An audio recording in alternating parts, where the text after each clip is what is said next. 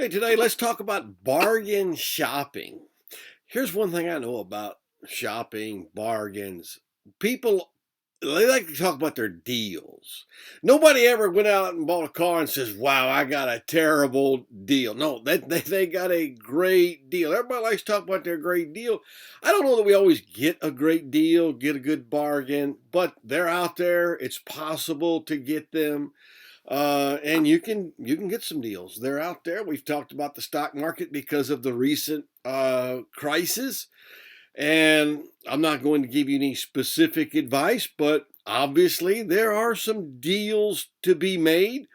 I think if you went back, if you did a little search, you could see where Warren Buffett bought some Bank of America stock back in the 08, 09 financial crisis, made himself quite a bit of money.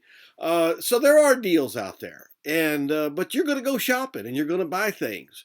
I've bought lawnmowers and tools, and and the list goes on and on. So you're always going to look for deals. My wife loves to go to auctions. It's not my thing, but she likes to go. She likes to go to estate sales. You can get some good deals at estate sales. She loves going to those things, and she'll pick up one, two, three items. We needed recently, those little screen doors you buy and they fasten up the door and your dogs can go in and out. Uh, and I forget what they cost, $15, $20, $30, depending on what you get. Well, she got one at Estate Fields for like $3, brand new, still in the box. So, I mean, they're out there and you can get good deals. So, we'll talk a little bit in chapter 7 about bargain hunting, and let's get going. Um, Everybody like to get a better deal. You get a good deal, but let's get a better deal. Now, when you want to get a deal, so there's some things you want to keep in mind. On page 146, it's proper to get a great deal if you do not misrepresent the truth. So let's be truthful about how we do things.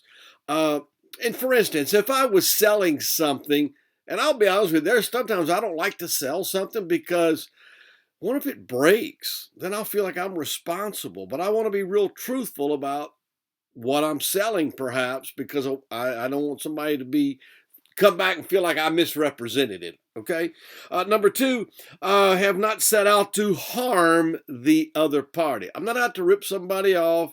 I do have to sleep at night with a clear conscience, and I hope you do too. So we don't want to rip somebody off, and then have a win-win deal. I think this is the best. If you're happy, they're happy. That's a win-win. Hey, right now eggs are sometimes hard to find. I don't know, and so we've got extra eggs, and my wife will sell some at co-op, but we're not going because we have extra eggs. So we've got some out on the street, $3 a dozen. Now these are free range chicken eggs. I mean, our chickens go all over the yard. And so we're selling them at $3 a dozen. Now that's a win-win. That's all we want. I mean, I know the store you could pay $4 or $5 and we could charge $4, but we're comfortable with 3. We're not out to get rich and rip somebody off. Oh, we're going to sell them for $5 because eggs can be hard to find at times. All right, no, I'm not going to do that. So it's a win-win. If they come by our house and we got them sitting out by the road, $3 a dozen, it's a win for them, and it's a win for us. Okay, so that's a win-win. All right, but if you got a used lawnmower and you sell it for $25 and it runs well, that's a win-win because you got rid of it and it runs. And where can you get a push mower? You can't get a new one for $25. So that's a win-win. All right. Well, the first key to getting huge bargains is sometimes you just need to negotiate. Um, they say everything in life is negotiable. I suppose my dad once said that everything he had was for sale. I mean, at the right price. If you had your own business and somebody offered you $5 million and it wasn't really worth that to you, you'd sell it. So, in a sense, everything's for sale.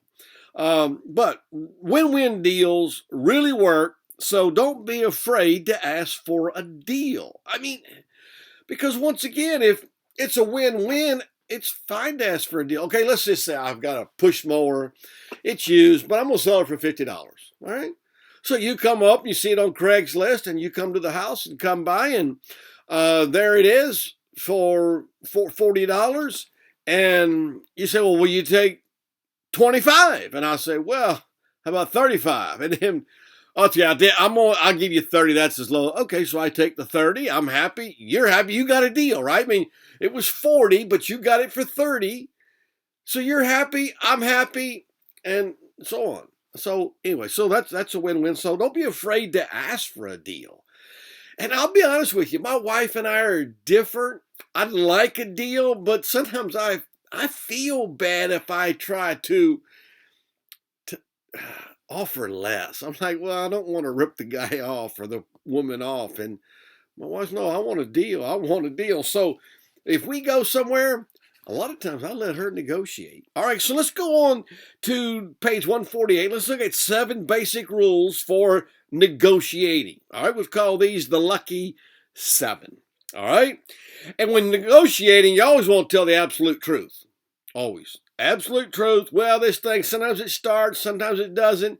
I don't know what you're selling, what you'd like to sell. But anyway, so keep that in mind. Always want to tell the truth. Number 2, use the power of cash. I mean, typically, and my last illustration was Craigslist. Typically, you do show up with cash, and that's a powerful tool. I know it's becoming less and less common, but cash is emotional. We've talked about this. It's hard to let go of your cash. It's also visual, and that helps because you can actually see exactly what you're paying and so on. And then it has that sense of immediacy. In other words, they get it right away. So it's a good bargaining tool when you're buying things and you're paying cash. Now, the next one, number 3, understand and use walk away power. Wow. Now, I mentioned in a previous lesson about car buying where I said a car salesman realizes if you leave 88% of the time, you won't come back.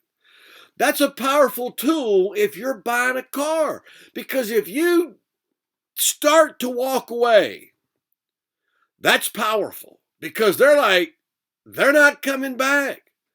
So it's a powerful tool. So don't forget that, all right? And there's times you just have to walk away. You show up to buy my push mower and it's for sale, $40, and I'm not budging.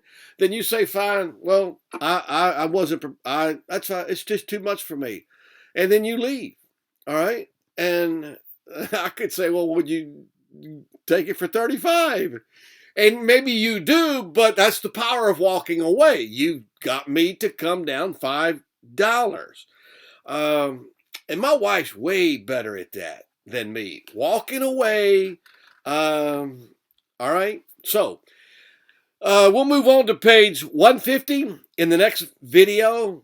But think about just these few tools we've talked about when it comes to negotiating. If you ever travel to a third world country, you will have to negotiate, and people will be disappointed if you don't. I mean, seriously, you go to other countries, if it says something's $10, they're not expecting you to pay $10. They're expecting you to negotiate.